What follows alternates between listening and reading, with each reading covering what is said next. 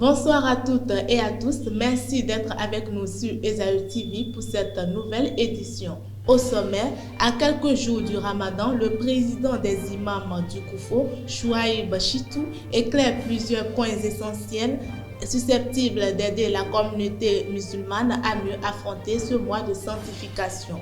À l'international, l'armée soudanaise a annoncé avoir pris le contrôle de Kadougli, la capitale du Kordofan du Sud, assiégée depuis 2 ans par les forces de soutien rapide. En sport, la Fédération béninoise de football a lancé les tests de sélection donnant accès à la formation de la licence CAF B 2026 qui auront lieu ce vendredi 6 février. Les détails dans quelques instants.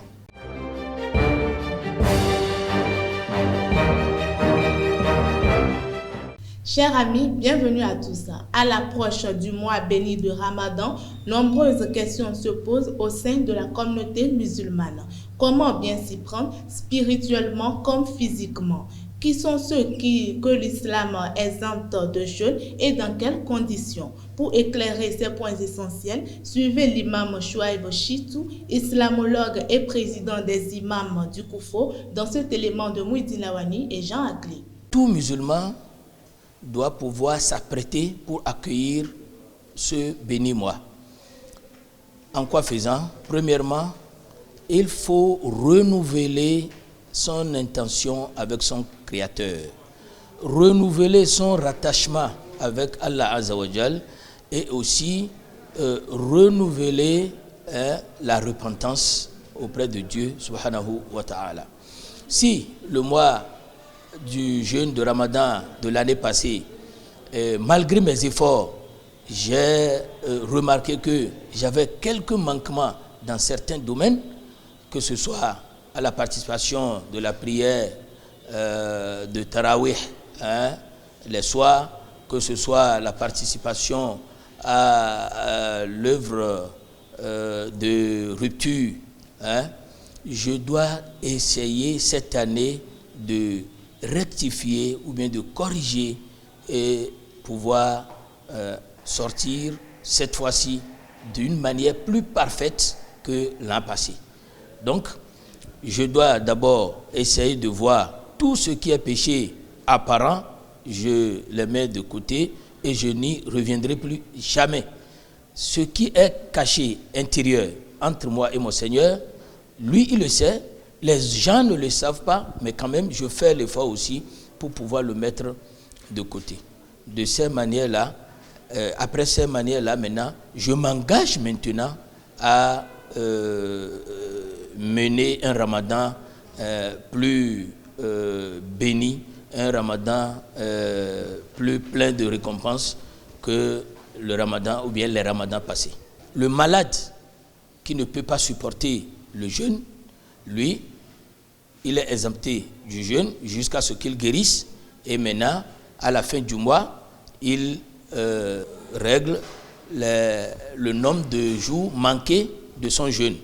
Le voyageur, au temps passé, vous saviez que le voyage était très pénible. Bon, même à nos jours, même si tu ne voyages pas avion, comme Allah subhanahu wa ta'ala t'a fait ce cadeau, alors les savants disent c'est mieux de ne pas jeûner et de rembourser après le mois de Ramadan. Nous avons les femmes, lorsqu'elles entrent dans ces périodes de menstrues, elles arrêtent le jeûne jusqu'à ce qu'elles finissent. Nous avons aussi celles qui a accouché, donc les temps de l'oshi sont exemptés du jeûne. Même si elles jeûnaient, ça n'allait pas être valide. Il y a aussi celui qui est atteint d'une maladie incurable, celui qui est atteint d'une maladie incurable et qui ne peut pas jeûner à aucun moment de sa vie. Celui-là, lui aussi, il est exempté du jeûne, mais lui, sa règle, lui ne va pas rattraper les jours manqués, mais il va donner en lieu et place de la nourriture aux besogneux. Voilà brièvement ceux-là qui ne doivent pas, qui sont exemptés du jeûne et Allah subhanahu wa ta'ala leur a donné la permission, ainsi que son prophète Mohammed sallallahu alayhi wa sallam. Réuni ce mercredi 4 février 2026, le secrétariat exécutif national du bloc républicain a examiné une publication attribuée à Bertin Corvi. Selon le parti, le message diffusé exprime des positions personnelles et des orientations politiques sans mandat. Bertin Corvi a été sanctionné, suspendu autant pour moi, par mesure conservatoire. Cette sanction est suivie de l'ouverture d'une procédure disciplinaire. Désormais, l'intéressé ne peut ni parler ni agir au nom du bloc républicain.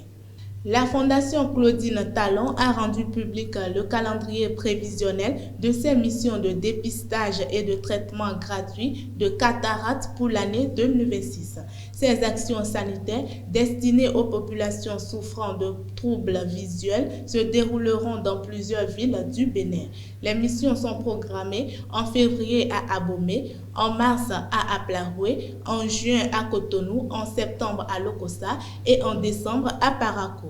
Les personnes présentant des troubles de la vision liés à la cataracte sont invitées à suivre régulièrement des communications officielles de la Fondation Claudine Talon afin de connaître des dates exactes et les modalités pratiques de prise en charge.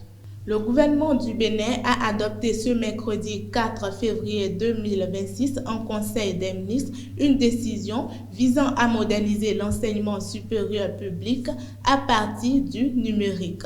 Face à l'augmentation du nombre des étudiants et à la saturation des infrastructures universitaires traditionnelles, les autorités ont validé le lancement d'un projet de téléenseignement. L'objectif est de renforcer la qualité des formations tout en facilitant l'accès à l'éducation dans toutes les régions du pays.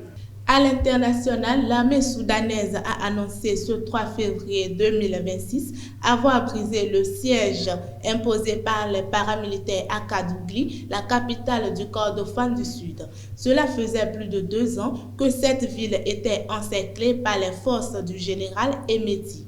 Il s'agit de la deuxième victoire de l'armée soudanaise dans la région en moins de 10 jours. Cette victoire à Kadougli va permettre désormais d'approvisionner la ville qui a été déclarée en état de famine en novembre dernier par l'ONU.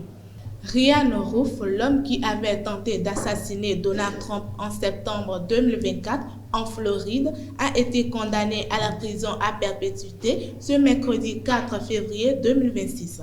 Âgé de 59 ans, il avait été reconnu coupable en septembre dernier par un jury de la Floride de 5 chefs d'accusation.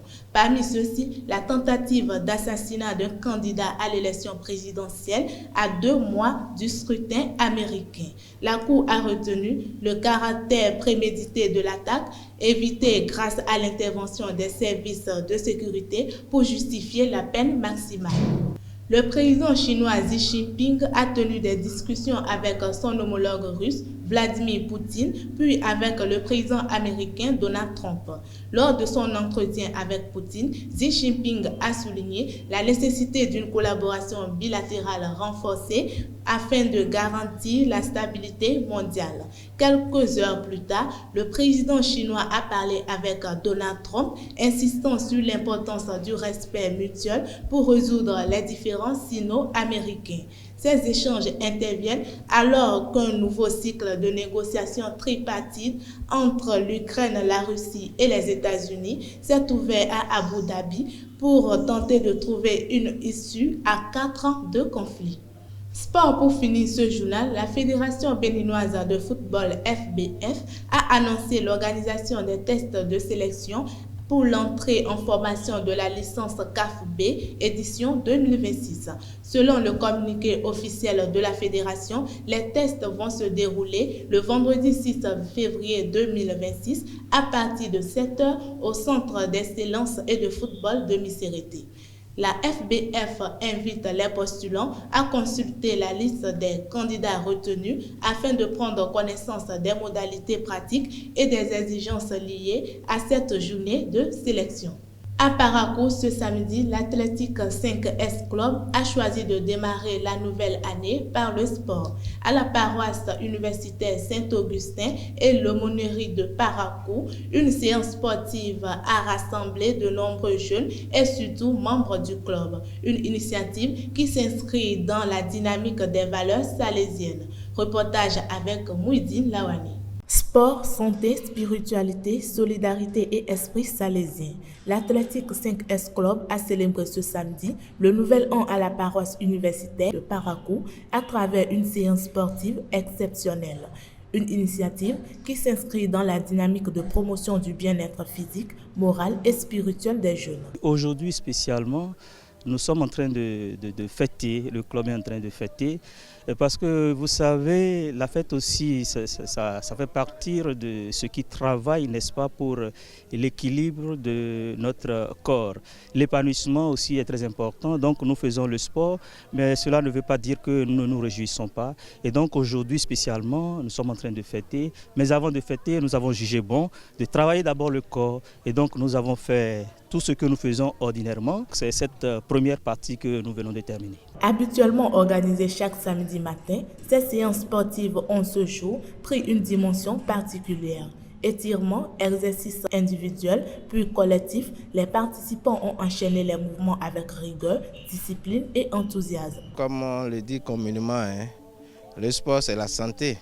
Donc pour maintenir la forme, c'est ça qui me motive moi personnellement à être là tous les samedis. Avec le sport, on a toute la santé, on évite d'aller chaque fois à la pharmacie et donc c'est pour cela que nous sommes venus pour rendre le corps sain parce que là où habite la santé, ce corps-là est sain. Au-delà de l'objectif premier qui est la pratique du sport, l'Athletic 5S Club se donne pour mission de former des jeunes responsables, solidaires et engagés à travers un encadrement à la fois physique et spirituel. Ce club, ce n'est pas seulement que pour aller courir, pour aller compétir, gagner au niveau national ou international, mais surtout c'est un creuset de vivre ensemble et pour faire famille, pour faire frères et sœurs, pour se soutenir et franchement se sentir